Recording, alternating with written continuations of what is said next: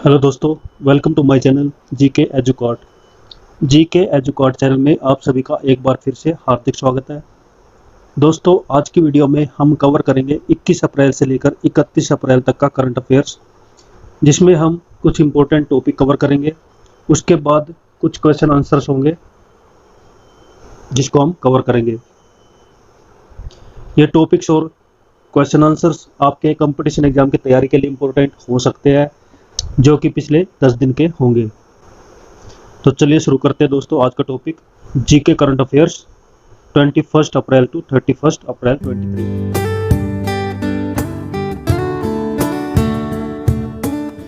First topic आ जाता है पृथ्वी दिवस यानी कि अर्थ डे, जो कि 22 अप्रैल को सेलिब्रेट किया जाता है।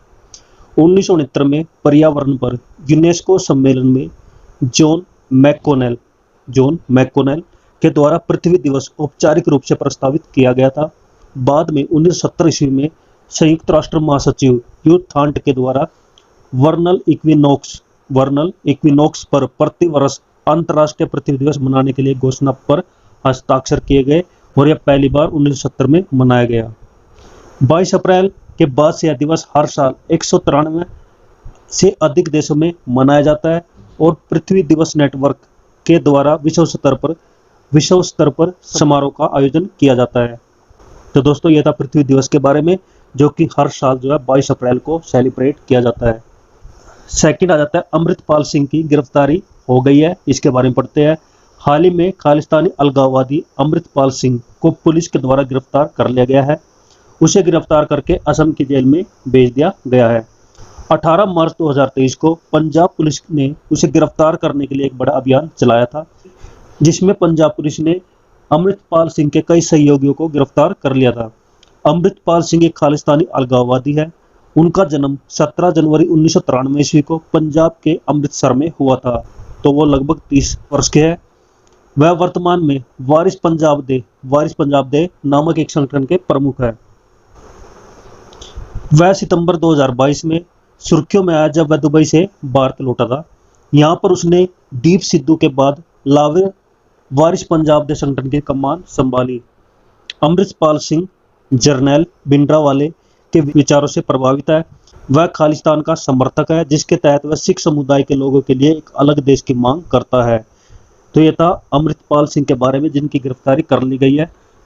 अब दोस्तों पढ़ते हैं राष्ट्रीय पंचायती राज दिवस के बारे में, जो कि हर साल 24 अप्रैल को सेलिब्रेट किया जाता है। तो भारत सरकार 24 अप्रैल को राष्ट्रीय पंचायत राज दिवस के रूप में मनाती है। इसी दिन को राष्ट्रीय स्थानीय स्वशासन दिवस यानी national local self government day भी कहा जाता है। राष्ट्रीय पंचायती राज दिवस पहली बार 2010 में तत्कालीन पीएम मनमोहन सिंह के द्वारा घोषित किया गया था। इस दिन को हर साल पंचायती राज मंत्रालय के द्वारा चिन्हित किया जाता है। 43वें संशोधन अधिनियम ने भारत के इतिहास में एक निर्णायक क्षण का नेतृत्व किया था, जिससे राजनीतिक शक्ति को जमीनी स्तर तक विकेंद्रीकरण करने में मदद की। यानी कि केंद्रीय शक्ति जो थी उसको जमीनी स्तर से जोड़ा गया, यानी कि सेंट्रल गवर्नमेंट को विलेज पंचायत के साथ जोड़ा गया। 73वें संशोधन 1992 ने संविधान में एक नया भाग जोड़ा, भाग 9, जिसमें अनुच्छेद 243 से 243 ओ तक के प्रावधान शामिल है। ये अनुच्छेद के बारे में यानी आर्टिकल्स के बारे में बात हो रही है, जो कि संविधान के अंदर लिखे गए हैं। और पंचायतों के कार्यों के भीतर 39 विषयों को शामिल करते हुए एक नई 11वीं अनुसूची भी शामिल की गई। अब दोस्तों पढ़ते हैं इनियोकोस 23 अभ्यास के बारे में, जिसमें भारतीय वायुसेना ने भाग लिया है। इनकोस 23 जो कि ग्रीस वायुसेना के द्वारा आयोजित किया गया, यह एक बहुराष्ट्रीय वायु अभ्यास है, यानी इसमें कई देश की वायुसेना हिस्सा लेगी। इसमें भारतीय वायुसेना भी शामिल है। अमेरिका के साथ कलाईकुंडा में चल रहे अभ्यास का, जिसका नाम है कोफ इंडिया, और फ्रांस के द्वारा आयोजित एक बहुपक्षीय अभ्यास ओरियन। इन दो अभ्यासों में, कोफ इंडिया में और ओरियन अभ्यास में, भारतीय सेना करंटली हिस्सा ले रही है। कलाईकुंडा कहाँ पर है? यह वेस्ट बंगाल में है, जो कि भारतीय वायुसेना का बेस है। इनकोस 23 अभ्यास 24 अप्रैल से लेकर 4 मई तक ग्रीस के एंड्राविडा एयरबेस पर इस अभ्यास का आयोजन किया जाएगा। भारतीय वायुसेना इनकोस 23 अभ्यास में 4 Su-30 Su-30 MKI fighter jet और 2 C-17 विमान के साथ भाग ले रही है। तो भारतीय सेना के 4 Su-30 विमान और 2 C-17 विमान इस अभ्यास में, इस प्रैक्टिस में भाग लेंगे। दोस्तों अब पढ़ते हैं ऑपरेशन कावेरी के बारे में, जो कि काफ़ी इंपॉर्टेंट है और आजकल ये न्यूज में है, चर्चा में है। इसके बारे में पढ़ते हैं। ऑपरेशन कावेरी सूडान में फंसे हुए भारतीय नागरिकों को वापस लाने के लिए भारतीय सरकार के द्वारा चलाया गया एक मिशन है। फंसे हुए नागरिकों को घर वापस लाने के लिए भारतीय जहाज़ों और विमानों को तैनात किया गया है। मिशन का नाम कावेरी नदी के नाम पर रखा गया है। सूडान में संकट वहां के 2 जनरलों, सेना प्रमुख फत्ताल बुरहान और वहां के पैरामिलिट्री फोर्सेस के कमांडर मोहम्मद हमदान दागलो के बीच ताकत का प्रदर्शन और सत्ता का संघर्ष है। समझिए, सूडान में अभी संकट चल रहा है जो 2 सेनाओं के बीच में है। एक तो वहाँ की जो पैरामिलिट्री फोर्सेज है और दूसरी वहाँ की जो सेना है, दोनों के बीच में घमासान चल रहा है, दोनों में अंतर है। जैसे भारत के अंदर डिफेंस में 3 सेनाएं आती हैं, कौन सी? इंडियन एयरफोर्स, नेवी और आर्मी। और पैरामिलिट्री फोर्सेज में 5 सेनाएं आती हैं, जिसमें आता है ITBP, BSF, CISF, CRPF और ITBP। सूडान में यह संकट इन दोनों सेनाओं के बीच लड़ाई के कारण उत्पन्न हुआ है, जिसमें गंभीर परिणाम के साथ एक हिंसक टकराव हुआ है। इस संकट में विदेशी ताकतें भी शामिल है। इसके बारे में और पढ़ लेते हैं क्योंकि यह काफी इंपॉर्टेंट है। UAE सेना प्रमुख सूडान के अर्धसैनिक बलों के कमांडर मोहम्मद हमदान दगालो का समर्थन करता है और सूडान के सेना प्रमुख फताल बुरहान को रूस का समर्थन प्राप्त है। यानी कि सूडान के जो अर्धसैनिक बल है उनको समर्थन कौन करता है? UAE की सेनाएं। और सूडान की जो सेना है उसका समर्थन कौन करता है? रूस। फताल बुरहान आने के बाद रूस ने उसके साथ एक डील की, जिसके तहत उसने वहाँ एक नेवल बेस भी तैयार कर लिया है। ऐसे में उन्हें रूस का पूरा समर्थन मिल रहा है और रूस कभी नहीं चाहेगा कि इस लड़ाई में फताल बुरहान की हार हो। इसमें मध्य पूर्वी देशों की भी भूमिका है। मध्य पूर्वी देश कौन से होते हैं? अरब कंट्रीज को मध्य पूर्वी देश बोला जाता है, क्योंकि सूडान में जो है सोने के खाने हैं और कृषि का एक बहुत बड़ा केंद्र है। कौन? सूडान देश। इसमें UAE कंट्री का भारी निवेश है और वहीं पर रूस के कुछ गुप्त समूह भी इसमें शामिल है, जिनका काफी निवेश यहाँ पर है। भारत के सूडान के रिलेशन के बारे में पढ़ते हैं तो भारत और सूडान का गहरा संबंध है, विशेष रूप से कृषि के क्षेत्र में, जहाँ फार्मास्यूटिकल क्षेत्र में भारतीय कंपनियों की उपस्थित है। आधिकारिक आंकड़ों के अनुसार सूडान में लगभग 4000 भारतीय फंसे हुए हैं। तो अफ्रीकी देश से भारतीयों को निकालने के लिए 2 C-130 विमान और नौसेना के जहाज INS सुमेधा को स्टैंड बाई पर तैनात किया है। यह पहली बार नहीं है जब भारत सरकार ने एक बचाव अभियान शुरू किया है। इससे पहले भी उसने एक नदी के नाम पर एक अभियान शुरू किया था, जिसका नाम था गंगा ऑपरेशन। तो भारत सरकार ने 1 साल पहले युद्धग्रस्त यूक्रेन से भारतीयों को निकाला था, जिस अभियान का नाम रखा था गंगा ऑपरेशन। अब दोस्तों पढ़ते हैं PM नरेंद्र मोदी के द्वारा कोची वाटर मेट्रो का उद्घाटन किया गया, उसके बारे में समझते हैं। PM मोदी ने 25 अप्रैल को केरल में कोची जल मेट्रो परियोजना का पहला चरण का उद्घाटन किया है। कोची जल मेट्रो परियोजना भारत के परिवहन में क्रांति लेकर आएगी, क्योंकि यह देश की अपनी पहली तरह की ऐसी जल मेट्रो प्रणाली है। कोची जल मेट्रो परियोजना का मुख्य उद्देश्य है केरल के शहर में द्वीप समुदायों को मुख्य भूमि से जोड़ना है, जिसके चलते यात्रा में कम समय लगेगा और यात्रा की लागत भी कम होगी। कोची जल मेट्रो एक आधुनिक नौका परिवहन परियोजना है, जिसमें ग्रेटर कोची में 16 मार्गों पर चलने वाली कई नावें शामिल हैं। इस परियोजना के पूरे होने पर इस प्रणाली में कुल 38 स्टेशन, 78 नौकाएं होगी। इस परियोजना की कुल लागत 1137 करोड़ रुपए है, जिसे केरल राज्य सरकार और KWF नामक एक जर्मन फंडिंग एजेंसी के द्वारा फाइनेंस की जाएगी। दोस्तों अब पढ़ लेते हैं अटल पेंशन योजना के बारे में। अटल पेंशन योजना कब शुरू की गई थी? मई 2015 में। इसके बारे में पढ़ते हैं। वित्त मंत्रालय ने घोषणा की है कि अटल पेंशन योजना के तहत कुल नामांकन, कुल रजिस्ट्रेशन इस वर्ष 31 मार्च तक 5.2 करोड़ हो चुके हैं। इस योजना में पिछले वित्तीय वर्ष में 99 लाख की तुलना में वित्तीय वर्ष 2022-23 में 1.19 करोड़ से अधिक नए ग्राहकों के साथ नामांकन में उल्लेखनीय वृद्धि देखी गई है। इसमें 20% से अधिक की वृद्धि दर्ज की गई। यह दर्शाता कि यह योजना पूरे देश में लोगों के बीच प्रियता प्राप्त कर रही है। और यह योजना कब शुरू की गई थी? मई 2015 में।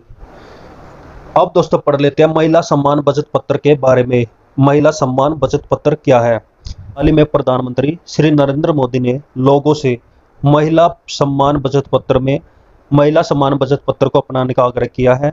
उन्होंने कहा है कि यह योजना नारी शक्ति के लिए कई प्रकार से लाभदायक है। इस योजना की घोषणा वित्त मंत्री ने संसद में बजट पेश करने के दौरान की गई थी। इस योजना के तहत भारतीय सरकार एक बचत प्रमाण पत्र प्रदान करेगी। यह प्रमाण पत्र 2025 तक जारी किए जाएंगे। यह योजना महिलाओं और लड़कियों के लिए केवल है। इस सर्टिफिकेट का इस्तेमाल करके 2 लाख रुपए की डिपॉजिटरी सिक्योरिटी हासिल कर सकते हैं। इसके लिए ब्याज दर रहेगी 7.5%। नेक्स्ट दोस्तों आ जाता है मन की बात। मन की बात का 100वां एपिसोड 30 अप्रैल को प्रसारित किया गया। यह कब शुरू किया गया था? सुबह 11 बजे। और इसको कहाँ पर लॉन्च किया था? आकाशवाणी पे, दूरदर्शन पे, आकाशवाणी समाचार वेबसाइट पर, news on air mobile app पर और कई यूट्यूब चैनल के माध्यम से मन की बात को ब्रॉडकास्ट किया गया था। 3 अक्टूबर 2014 को अपनी स्थापना के बाद से यह कार्यक्रम प्रधानमंत्री के लिए उनको नागरिकों से जुड़ने और उनकी चिंताओं पर चर्चा करने का एक लोकप्रिय माध्यम बन गया है। और दोस्तों लास्ट टॉपिक पढ़ लेते हैं खेलो इंडिया के बारे में, जिसके 5 वर्ष पूरे हो गए हैं। भारतीय प्रधानमंत्री नरेंद्र मोदी ने देश में खेल प्रतिभाओं को प्रोत्साहित करने में खेलो इंडिया पहल की भूमिका की सराहना की है, प्रशंसा की है। प्रधानमंत्री ने खेलो इंडिया कार्यक्रम की 5वीं वर्षगांठ पर युवा मामले और खेल मंत्री अनुराग सिंह ठाकुर के एक ट्वीट के जवाब में यह बयान दिया। पीएम मोदी के अनुसार जो है खेलो इंडिया कार्यक्रम एथलीटों को अपनी प्रतिभा दिखाने के लिए एक बड़ा मंच प्रदान करता है। भारत में जमीनी स्तर पर खेल संस्कृति बनाने के उद्देश्य से 2018 में यह पहल शुरू की गई थी। इस पहल में एथलेटिक्स, बैडमिंटन, मुक्केबाजी, फुटबॉल, जिम्नास्टिक, हॉकी, तैराकी और कुश्ती सहित विभिन्न खेल की विधाएं शामिल है। तो दोस्तों ये था खेलो इंडिया के बारे में। अब आज की वीडियो में हमने कवर किया है 10 टॉपिक्स। अभी क्वेश्चन आंसर्स है जो कि 2 से 3 रहेंगे। इस 10 डेज में कुछ खास इंपॉर्टेंट घटना नहीं घटी है, तो बाकी हम 3 क्वेश्चन को और कवर कर लेते हैं। जिसमें फर्स्ट आ जाता है वीरता पुरस्कार पाने वाली पहली महिला एयरफोर्स अधिकारी कौन बनी है? तो कौन बनी है? दीपिका मिश्रा। क्या नाम है पूरा? Wing commander Deepika Mishra. तो विंग कमांडर दीपिका मिश्रा वीरता पदक यानी गैलेंट्री मेडल पाने वाली पहली वायुसेना अधिकारी बन गई है, पहली महिला वायुसेना अधिकारी बन गई है। इस अवार्ड की घोषणा पिछले साल स्वतंत्रता दिवस के अवसर पर राष्ट्रपति के द्वारा की गई थी।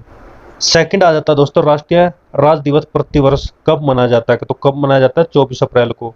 तो देश भर में हर वर्ष 24 अप्रैल को राष्ट्रीय पंचायती राज दिवस मनाया जाता है। इस वर्ष के राष्ट्रीय पंचायत राज दिवस का थीम था sustainable panchayat, building healthy, water sufficient, cleaning and green villages. तो ये इसका थीम था जो आप पढ़ सकते हैं और इसको याद रख सकते हैं। और दोस्तों लास्ट क्वेश्चन आ जाता है संकटग्रस्त सूडान से भारतीयों को निकालने के लिए भारतीय सरकार ने कौन सा अभियान चलाया है? कौन सा चलाया है? ऑपरेशन कावेरी। कौन सा ऑपरेशन कावेरी? तो संकटग्रस्त सूडान से भारतीयों को निकालने के लिए भारतीय सरकार ने बचाव अभियान ऑपरेशन कावेरी शुरू किया है। यह अभियान 24 अप्रैल 2023 को शुरू किया गया था। इसका नाम भारत की प्रमुख नदियों में से एक कावेरी के नाम पर रखा गया था।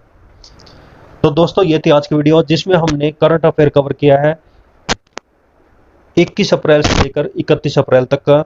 इसमें कुछ खास इंपॉर्टेंट टॉपिक्स और क्वेश्चन आंसर्स अभी तक नहीं आए, फिर भी कुछ हमने क्वेश्चन यहाँ पर पुट किया जो कि आपके कंपटीशन एग्जाम में पूछे जा सकते हैं।